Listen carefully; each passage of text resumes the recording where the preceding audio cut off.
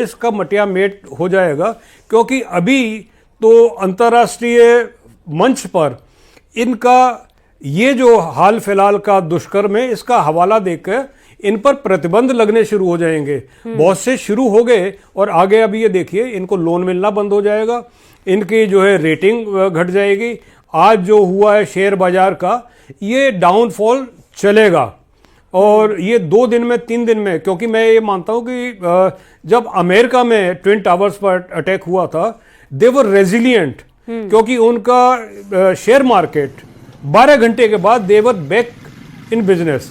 लेकिन पाकिस्तान में ऐसा नहीं होने वाला, यहां तो वैसे ही टोटे पड़े हुए हैं इनको, तो आगे तो देखिए कि दिल टोटे टोटे तो इनका वैसे ही हुआ जा रहा है अभी तो। बिल्कुल बिल्कुल। और शेयर बाजार धड़ाम है, उधर यूएनएससी पहुंचा है पाकिस्तान, क्या वहां उसे कुछ मदद मिल सकती है? क्योंकि अभी तक यूएन के सहारे ही पाकिस्तान कूदा करता था, लेकिन अब तो दुनिया के ज्यादातर देश भारत के साथ खड़े हैं और यूएनएससी भी उसी के साथ, जिसके साथ अमेरिका, जिसके साथ दुनिया के बाकी मजबूत देश। 2 दिन पहले ही तो इनको सेरिमोनियसली यूएनएससी ने बाहर का दरवाजा दिखाया था, तब भी तो ये रोते हुए गड़गड़ाते हुए पहुंचे थे और तब ये कह रहे थे कि जी भारत हम पर अटैक कर देगा, हमारे बचत करो, कुछ तरीका निकालो और इनको कंट्रोल में करने के लिए इनको बोलो कि ना करें ऐसी कार्रवाई, जैसा उनका इनपुट था कि ये प्लान कर रहा है। अब तो हो गया।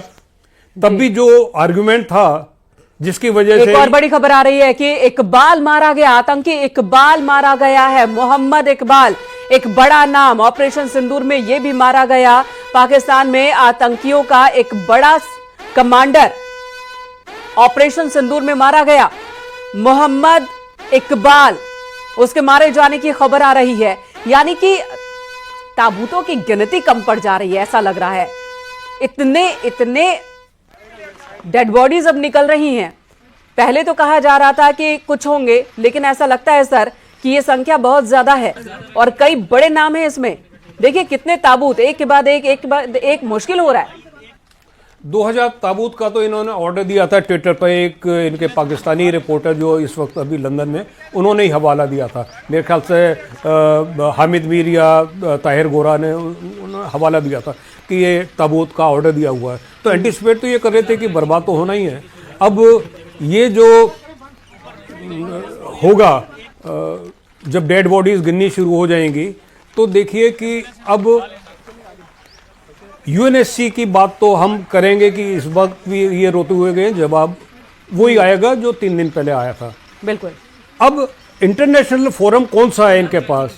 ये जाएंगे यूएन में जाएंगे, वहाँ एक बूढ़ा आदमी है, पूरी तरह से इंसेनाइल है, जो गुटरेस, जो बार बार कुछ he makes very convenient sounds of and on, तो वो भी ये कहेगा कि लड़ाई नहीं होना चाहिए, दोनों को कंट्रोल करना चाहिए। वो कह चुका है कि दोनों देशों को सेल्फ कंट्रोल करना चाहिए, लेकिन वो कंट्रोल नहीं कर पाएंगे। यूक्रेन में भी नहीं रहे जी, भारत तो कभी लड़ाई करता नहीं, हम युद्ध कर नहीं रहे, लड़ाई कर नहीं रहे। आतंक के खिलाफ एक्शन लेने का अधिकार है, अपने आत्मरक्षा का अधिकार है। भारत आत्मरक्षा कर रहा है, कोई लड़ाई नहीं कर रहा है। तो यूएन से अलग तो भारत है ही नहीं कभी, किसी भी डेफिनेशन से ये युद्ध नहीं है। और अगर कोई with their very wicked kind of interpretation अगर वो कहते हैं कि ये युद्ध की कार्रवाई है, तो ये युद्ध तो चल रहा है। यूरोप ने पूरा सपोर्ट किया यूक्रेन को, तो उनके पास कोई मॉरल राइट नहीं है कि इंडिया को क्रिटिसाइज करें, और यूएन के पास भी कोई अथॉरिटी नहीं है, कोई अख्तियार नहीं है। कौन उनकी बात मान रहा है? बूढ़ा आदमी जब 2 बलशाली लोग झगड़ा कर रहे हो, वो कहता रहे कि नहीं भाई लड़ना बुरी बात है, मानता कौन है? इररिलेवेंट आज की तारीख में यूएन।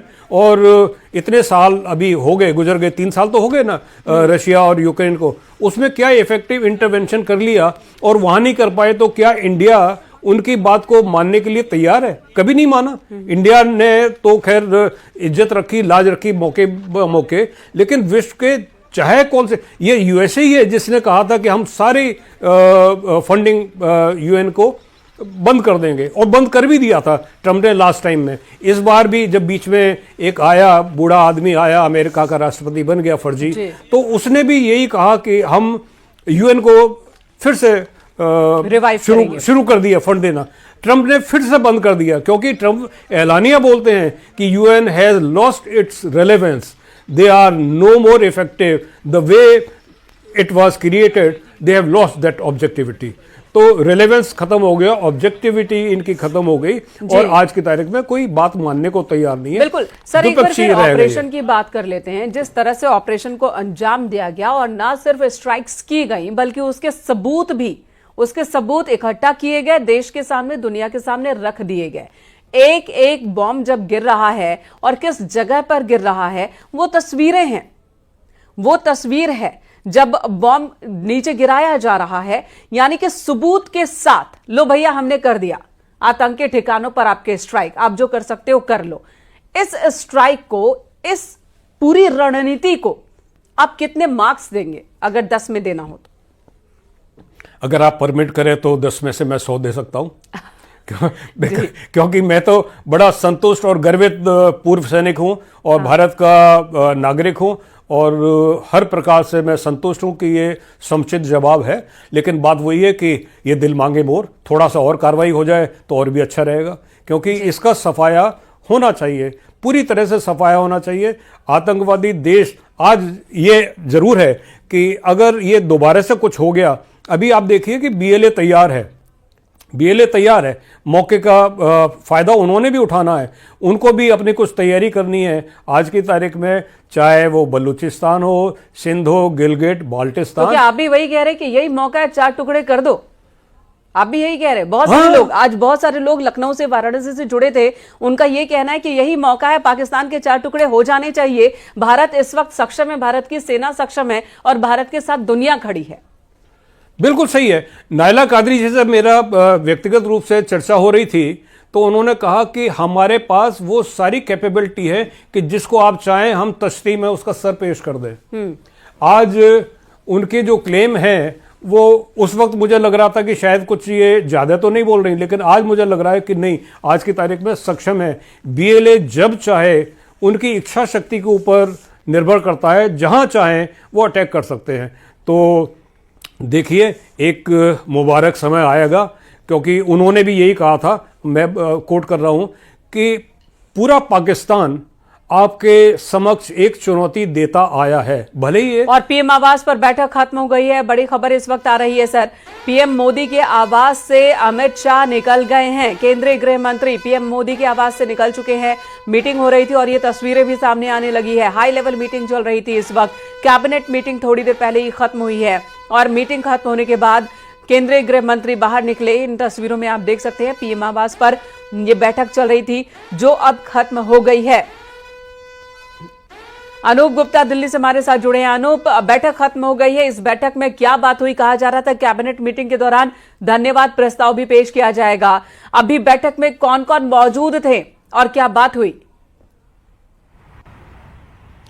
देखिए, आपको बता दूं कि सबसे पहले सीसीएस की बैठक हुई थी, उसके बाद कैबिनेट की बैठक हुई थी, और कैबिनेट की बैठक खत्म होने के बाद प्रधानमंत्री नरेंद्र मोदी ने अपने जो बड़े मंत्री हैं, टॉप मिनिस्टर्स हैं, जिसमें गृह मंत्री अमित शाह हैं, रक्षा मंत्री राजनाथ सिंह हैं, और इसके अलावा बीजेपी के राष्ट्रीय अध्यक्ष और स्वास्थ्य मंत्री भी हैं जेपी नड्डा, उनके साथ एक बड़ी बैठक की है। यानी कह सकते हैं कि जो टॉप मिनिस्टर्स हैं उनके साथ प्रधानमंत्री नरेंद्र मोदी की बैठक हुई है, और उसके बाद वो बैठक खत्म हुई है और सभी अपने अपने दफ्तर जा रहे हैं। लेकिन इन जो सूत्र बताते हैं उनके मुताबिक जो कल स्ट्राइक भारत ने किया है, उसके बाद जिस तरह की स्थिति है, उस पूरी स्थिति पर जो है वो जायजा लिया गया, उस पर चर्चा की गई, और उसके बाद आगे की रणनीति की, आगे सरकार के स्तर पर क्या किया जाना है, उस पर चर्चा की गई है।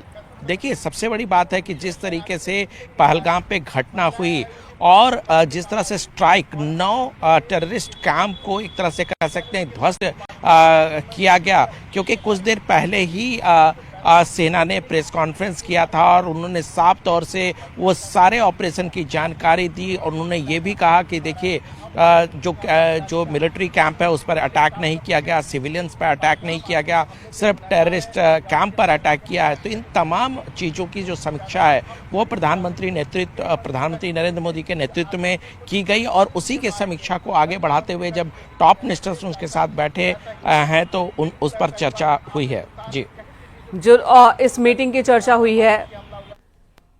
अनूप जी, धन्यवाद आपका इस वक्त पूरी जानकारी देने के लिए। और आपसे खैर एक और सवाल है कि क्या अभी कोई और बैठक भी होनी है?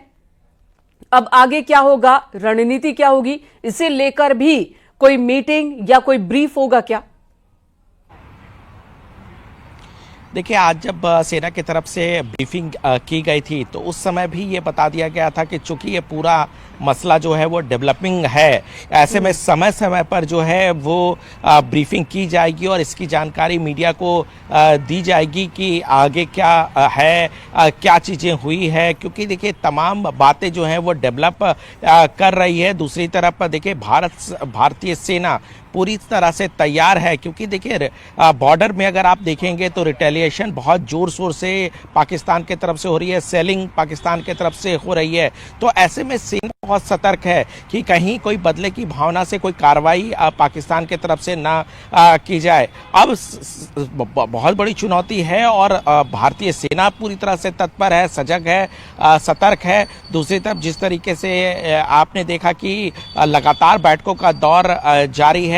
और एक बात और आपको बता दूं कि जिस तरीके से कल रात भर प्रधानमंत्री नरेंद्र मोदी ने उस ऑपरेशन को मॉनिटर किया, आज भी हमने देखा कि पल पल की जानकारी एनएसए अजीत डोभाल से वो लेते रहे हैं और लगातार जो है वो बैठक चल रही है। पहले अगर आप कहें कि उस ऑपरेशन को मॉनिटर करना या फिर एनएसए अजीत डोभाल से उनकी लगातार मीटिंग चलना, सीसीएस की बैठक, कैबिनेट की बैठक, उसके बाद अपने टॉप मिनिस्टर्स की मिनिस्टर के साथ बैठक, यानी लगातार जो है प्रधानमंत्री नरेंद्र मोदी स्थिति पर नज़र बनाए हुए हैं और लगातार ये संदेश देने की कोशिश कर रहे हैं कि अगर कोई भी दुश्मन देश या आतंकवादी संगठन या आतंकवादी अगर भारत की सरजमी पे अगर कोई घटना को अंजाम देता है तो उसे उसी की भाषा में करारा जवाब जो है वो भारत की सेना, भारत के लोग उसको देंगे। जी, बिल्कुल बिल्कुल अनूप, धन्यवाद इस वक्त पूरी जानकारी देने के लिए। और अब से थोड़ी देर पहले जब प्रेस कॉन्फ्रेंस की गई भारतीय